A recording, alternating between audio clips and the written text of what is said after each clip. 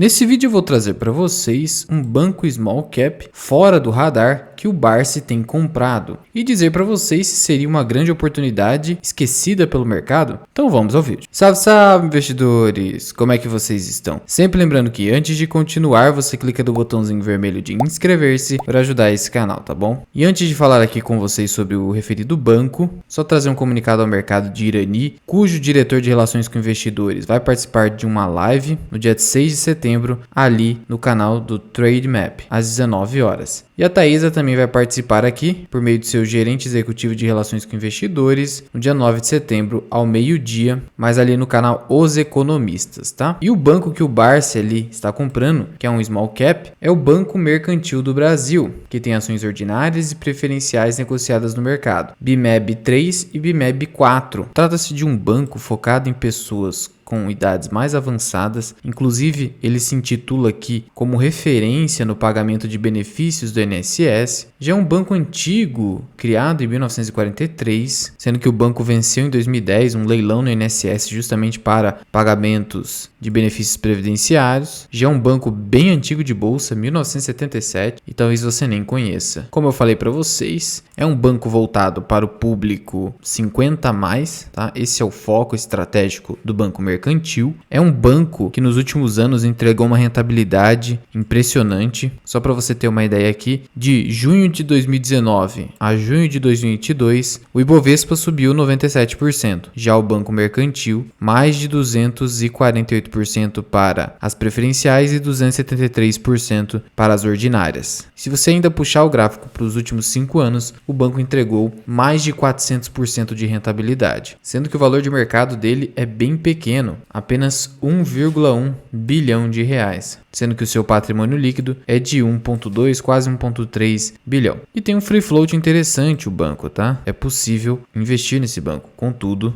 a sua liquidez é baixa, como eu já vou falar aqui para vocês. O banco aí tem uma previsão de crescimento para 2030 de 31%, tá? É um crescimento lento, né? Mas pode ser que o acionista possa surpreender, mas é uma previsão até conservadora, significando que o banco não tem aqui uma estimativa de crescimento absurdo. O banco tem uma carteira de crédito robusta, tá? 10 bilhões de reais na carteira de crédito. Apesar da carteira de crédito extensa, considerando o tamanho do banco e seu histórico grande de bolsa, o rating do banco é de small cap, né? Um rating um pouco mais baixo que os demais bancões, tá? Então você vê aqui, ó, que o rating dele aqui, ó, não é AAA, é um rating um pouquinho mais baixo. Então tem risco de crédito maior, tá? Dentro aí dessa carteira de crédito, o que que nós temos? Nós temos 5,8 bilhões de reais de crédito consignado. Então nesse ponto aqui, o risco de inadimplência é baixo, porque o valor já é descontado da conta ali do mutuário. Crédito FGTS também é baixo. Temos ali 100 milhões de reais de receita de prestação de serviços, uma margem financeira ali boa, tá? Mas houve uma queda no trimestre. Nós sabemos que todos os bancos estão sofrendo queda na margem financeira, então isso é setorial. Isso significa que o custo de captação está mais alto, porque o CDI sobe, principalmente para esses bancos menores. O custo de captação, que é a taxa CDI ali, né? Fica mais complicado. Como assim, Luan? Olha, a margem financeira é a diferença entre o custo de captação do dinheiro pelo banco e o valor que ele vai emprestar a terceiros. É essa diferença, que tem que ser positiva, obviamente, senão o banco não tem lucro. Como o CDI subiu muito por conta da taxa Selic, principalmente bancos menores que precisam fazer mais captações, eles têm um custo mais elevado e aí a sua margem financeira cai.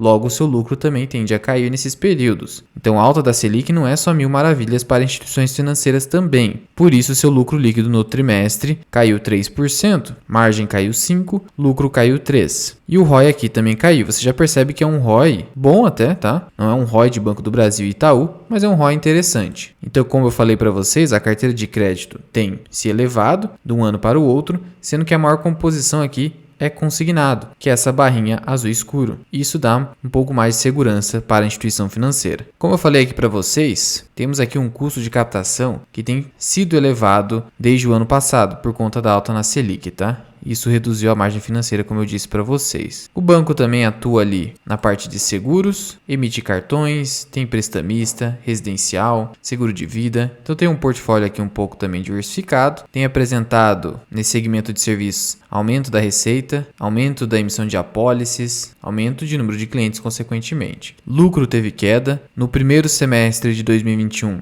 ele tinha lucrado 101 milhões de reais, caiu para 95 milhões. Não é uma queda expressiva, tá? Algo esperado pelo mercado até. A margem financeira saiu de 26% para 20%.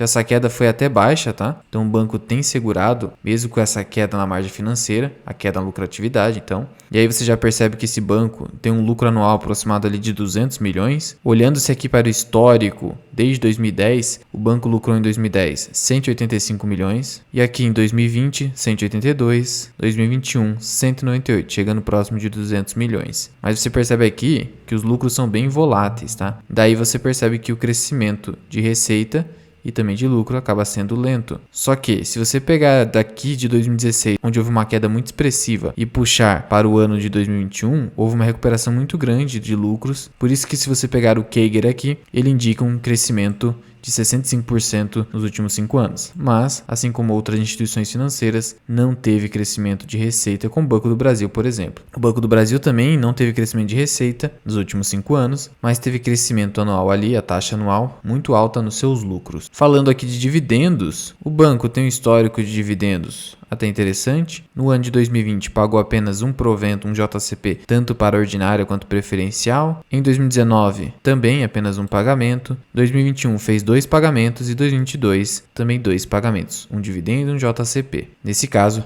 tudo na mesma data, 8 de março, como você pode ver aqui. Então você pode esperar no máximo 2 anúncios em um mesmo ano, como aconteceu em 2021, mas em anos anteriores apenas um anúncio de dividendo, sendo que o dividend yield atual do banco está baixo, apenas 3%. O payout mínimo do banco, nada demais, 25% do lucro líquido ajustado do exercício, mas a Assembleia pode definir o restante do lucro que sobejar aqui após as reservas para eventuais dividendos extraordinários, sendo que a ação preferencial tem 10% a mais de dividendo. E aqui falando das classes de ações, a ordinária recebeu nos últimos 12 meses 26 centavos, a preferencial 29 centavos, mas o yield da ordinária está menor. Isso significa que a preferencial provavelmente está mais descontada. E de fato, a ordinária aqui 11,60, a preferencial 10,20. E a preferencial tem uma liquidez média diária de R$ 87 mil, a ordinária uma liquidez média diária de apenas R$ 9.700. É como eu falei no começo do vídeo, embora tenha um free float ali interessante, você vê que a liquidez do banco é extremamente baixa. Não dá para montar grandes posições num banco assim com uma liquidez muito baixa. E o banco não tem tag along, né? Então isso aqui também é um ponto negativo. Apesar disso,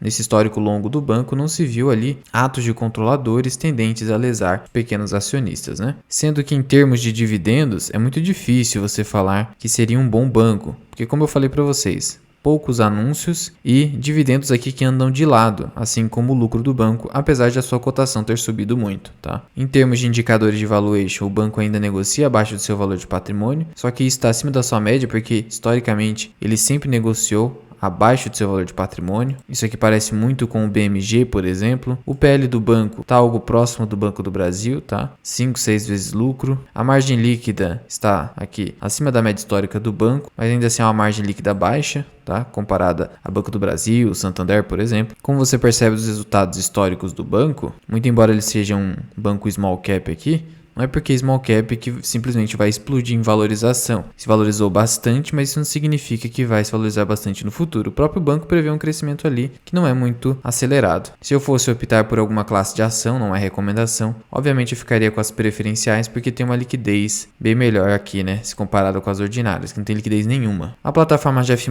não prevê preço teto porque precisa de um yield histórico de 6% e o Banco Mercantil não tem demonstrado isso. Comparando-se aqui, histórico de rentabilidade entre Banrisul, Banestes e Banco do Nordeste, o que nós temos aqui? Que o Banestes é o que entregou a maior rentabilidade, depois o Banco do Nordeste, depois o Banco Mercantil e por fim o Banrisul. Você percebe que o Banrisul é complicado de entregar rentabilidade histórica. Evolução de receita, o Banco Mercantil teve queda na receita. Isso demonstra dificuldade de crescimento. Evolução do lucro nos últimos 10 anos. Aquele que teve a maior evolução, por outro lado, foi justamente o Banco Mercantil. Isso aqui que acabou motivando aquela supervalorização dos últimos 5 anos da ordem de 400%. E aqui em termos de valuation, não podemos obviamente comparar o Banco Mercantil com o Banco do Brasil, Santander, Itaú, Bradesco, não dá certo, né? Então comparamos aqui com bancos menores, Banco do Nordeste, Banrisul e Banestes. O PL desses bancos está tudo muito próximo, mas o mais descontado atualmente é justamente o Banco do Nordeste. O PVP aqui, o Banrisul é o mais descontado hoje em dia, tá? Negociando próximo da metade do valor de patrimônio líquido. O Banco Mercantil, eu falei ali para vocês, já está próximo do valor de patrimônio. Dividend yield do Banco Mercantil é o mais baixo, obviamente. O Banco do Nordeste está com o dividend yield mais alto. A margem, o Banco do Nordeste está bem melhor, tá? Bem superior à dos demais, sendo que a mais baixa aqui é justamente o Banco Mercantil. O ROI também, o melhor deles é o do Banco do Nordeste. Depois o do Banestes aqui, que é um ROI também interessante. O pior ROI aqui nesse caso é o do Banrisul. Crescimento de receitas, o maior aqui entre eles é o do Banestes. Depois Banco do Nordeste. Crescimento de lucros aqui foi justamente, como a gente já viu ali, o do Banco Mercantil. Então o que a gente percebe aí que esse é um banco small cap que está fora do radar porque ele tem um histórico de crescimento mais lento. Recentemente cresceu bastante o seu lucro, chamou mais um pouco a atenção do mercado, mas ainda assim é um banco que tem um risco um pouco mais elevado.